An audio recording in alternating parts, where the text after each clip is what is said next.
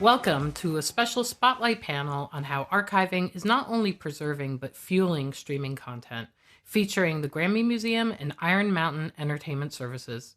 I'm Shirley Halperin, Executive Editor of Music at Variety, and I'm excited to take a closer look at how these two digital partners came together during the pandemic and elevated the process of storing, securing, preserving, and cataloging work whose value is, in the truest sense, priceless.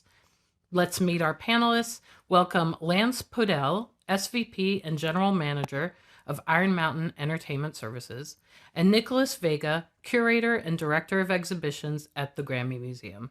Nick, I wanted to start with you. The pandemic shifted everything about how we create and consume entertainment. Can you talk about the Grammy Museum and what it went through curatorially upon realizing that, any kind of in-person anything was a long ways off? Yes, it's a great way to kick off this conversation. I'm glad we're starting here. So just to kind of backtrack for a second, we, just like much of the world, we literally closed our doors without any notice at all, any plan in 2020. So one of the things that we had discussed collectively prior to the pandemic was enhancing our digital footprint. We know that we wanted to create digital, interactive, educational, and immersive experiences that parallel the programmatic content that we were developing at the museum. And this was always a goal that we were thinking, okay, we'll get to in 2024, 2025, somewhere down the road. Come March of 2020, it was like, let's do this right now. And I'd have to say, if there is a silver lining throughout this whole pandemic, it was that forced us to really, roll up our sleeves and get down to work. And in that process, we were able to launch a brand new website. We engaged in a bunch of new social media platforms and gained a bunch of new followers on that front. But almost of equal importance is we launched our brand new streaming service called Collection Live during that particular era. And that's been something that's been thriving since, 2020. Wow. So Lance, explain to us how you guys approach the Grammy Museum. We're sitting on a mountain of assets. We're talking about performances, public programs, town halls, Q&As. What are the challenges that come with storing all that data, archiving it, making it accessible and searchable? How do you come in and figure that out? First of all, as the digital preservation partner for the Grammy Museum, I hope it was a relief for Nick and his team to realize that we had a lot of footage, surround material, tickets, posters, written notes, that allowed them to dig in digitally right from their desktop through our Smart Vault product, where they are storing and organizing and collecting all of the metadata associated with all of their material they've preserved over the years, which allows folks like Nick and others that we work with to, in a time like this, say, okay, how do I create a digital collection? And how do I pull out all of the material to use Nick's words that he shared with me offline, this concept of when people can't come look at things behind glass in person, how can they still see and experience and feel all of the exhibits that the Grammy Museum so carefully curates? And so as a digital preservation partner, we allow folks like Nick right on their desktop with our Smart Vault tool, which allows them to sort through all of their material, actually grab it, order it in quotes, and then put it in a bag and then collect it to pull down right to their desktop. So you didn't even have to be in the office, let alone have access to the material in person. So it allowed everybody to continue working right during this time. And while I wouldn't wish the pandemic on anybody, it was an interesting way to test Smart Vault's ability to really deliver for people when stuck at home and having to continue with business as usual. Wow. I mean, you're dealing with hundreds of terabytes of information. Yep. How do you sort your way through that? I think, Lance, I've heard you say this before, if you can't find it, you can't use it, right? Yep. And you can't monetize it either. But yeah, exactly. If you can't find it, it's of no use to you. And that is tricky because before the opportunity to digitally create these vaults, I've talked to many photographers and videographers and exhibit curators. They're like, they're looking behind their toilet, under their bed, in the trunk of their car, in their garage for some USB drive they know they have somewhere from a concert, from a tour they were on. So it's really complicated for people when they then decide to dig into a project. And now that project is probably 6 months up front of just getting the material gathered. And now that's days, probably, by the time you can sift through it and really determine how you want to use it and what you want to use. It's a really material difference in the time frame. So two important things, I think, when it comes to digitally storing and digitally accessing: functionality and security.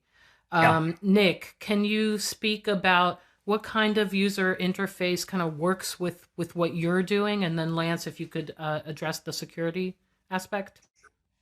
Sure. So with, our partnership with Iron Mountain Entertainment Services and using the Smart Vault technology, what we've been able to do is securely and in a very organized and methodical fashion store all of our footage that we've recorded over the years in our Clive Davis Theater. And as you had mentioned earlier, this goes back to 2008, and it contains everything from concert series to documentary screenings and Q&As. So this content that we were sitting on, that we've been, acquiring for years and creating for years, is so rich. And for us, it was making sure when we do store it, it's not only accessible, but it's tagged in a way where there's so much metadata that we don't have to, we can literally access everything and answer and get all the answers to our questions just from our cell phone or from our laptop. If we were able to upload a file or upload a program, for example, and be able to tag it in such granular detail, that saves so much time, not only internally as we're developing these projects and being able to use this, for education purposes or public programs or exhibit purposes, but it just being able to have all of that at our fingertips was something that is just so valuable for us. And I'm so happy that this has been such a great partnership, and it's working out tremendously. Awesome. Lance? Yeah. So to piggyback on that, I think one of the things to think about is the cloud, as we call it. This cloud has always raised questions around security, and it's getting better and better. So what we did with the Smart Vault is we built a private cloud, and it is a secure digital repository. In fact, we literally have it hack tested on a very regular basis to make sure that there's absolutely no way people could break into it. And the reason that's super important is our clients don't just store their published material here, but often they're storing their unpublished material. So songs that have yet to be released, let's say, for an artist. The risk of that leaking, we can all imagine just how great that risk is and how it ruins the entire marketing launch of any kind of a song release. So in our case, not only are we testing the security all the time, but when we give the Smart Vault to our clients, there are different levels of security, even for people within that organization. So it's very likely in an organization, only a few people have access to the unpublished material. So there are multiple layers of security built into this. In Nick's case too, you don't want an exhibit getting shared before you're ready to share it. You don't want a movie to leak out before it's ready to be released. So that really matters to our clients, and the product was built to accommodate that. Wonderful. We are living in a golden age of music documentaries, and music documentaries require a lot of visual images, music, everything you can imagine. Have you guys, Nick and Lance, both felt the surge of requests from documentaries? And how are you approaching it the new way versus the old way, as you said, Lance, where someone would go into their garage and literally look for like a negative from 40 years ago? Well, I'll take a crack at that. So, for an example, we have seen a huge surge in documentaries. And if you think about why, it's fairly obvious the minute you consider it. No one had access to production, yet we had this insatiable appetite for more and more streaming content over the last 2 years, while everybody was stuck at home, there was a real sense of nostalgia that was, I imagine it's global, but certainly in the United States, there was this real sense of nostalgia to look back at a better time. And people started to realize that they had to pull this content forward. And there was a time and an opportunity now because, you just needed an editor. So you could pull out of these databases all of the material that might exist that was stored digitally. So in our case, we worked with the Bee Gees, for example, to organize, digitize, and then monetize all of this material. And when I say all of this material, to your point, Shirley, we're talking hours and hours of home video footage, right? As well as videotapes and cassettes and film reels, and putting all of that into one place where the Smart Vault, where then somebody can actually access it and create a narrative and the true documentary. And I think there's become this new interest in documentaries that I don't expect to really wane just because the pandemic ends. The older and more mature people get, the more they want a way to look back. And a lot of that looking back, certainly, and without aging myself too much, was not digital. It was physical for a very long time. In many cases, this footage might have one more play in it if it's a cassette tape from early 70s. And we have to make sure we can get one more play out of it to digitize it so the music isn't lost forever. So the Bee Gees music in this case isn't lost forever. And that's really exciting to be a part of. Oh, so scary. I know it is scary. It's scary.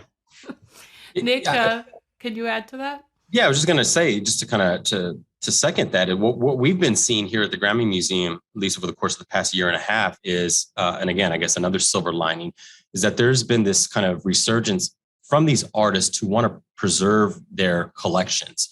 And first of all, artists, we deal with artists on a daily basis. And when when I will have straightforward conversations with them to ask them about their archives and their collection, that they're just blown away. They never really thought that they had, the booklet of lyrics or the different guitars and the sheet music they have. That to them is just the tools of their craft. So being able to really stress to them, which has been so positive and so receptive. I'm so glad to see this as a historian, as a curator, that there's this interest to want to preserve their own collections, and then not only preserve it for the sake of, just storing it for longevity, but being able to partner with the Grammy Museum or partner with other institutions to tell their stories and share that with the public, or put it on their social platforms, or, roll that content into their live concert performances. That's just really refreshing to see. And it seems like over the course of the past year and a half, that's just taken off. Yeah, can I just piggyback on that comment for a brief moment? Just sort of, if there's any young artists out there, it feels very disingenuous, or you don't feel particularly humble to start thinking about your archive when you're a new artist. But what Nick said is really important. If you are capturing it and storing all of it now, one day when you are a megastar, you're going to be glad you did. And you're going to be glad you did because all of this material that Nick and I are talking about is we're going to want from you, right? And one of the hardest challenges we have when we talk to people about Smart Vault is getting them to think that it matters to them yet. It's the same way you decided to become an artist. Believe in yourself. Believe you'll matter in the future too. Amazing. Well, Nick, Lance, this has been so informative. Thank you so much for participating in Music for Screens. And we look forward to many, many more projects coming through both of your hands. So thank you.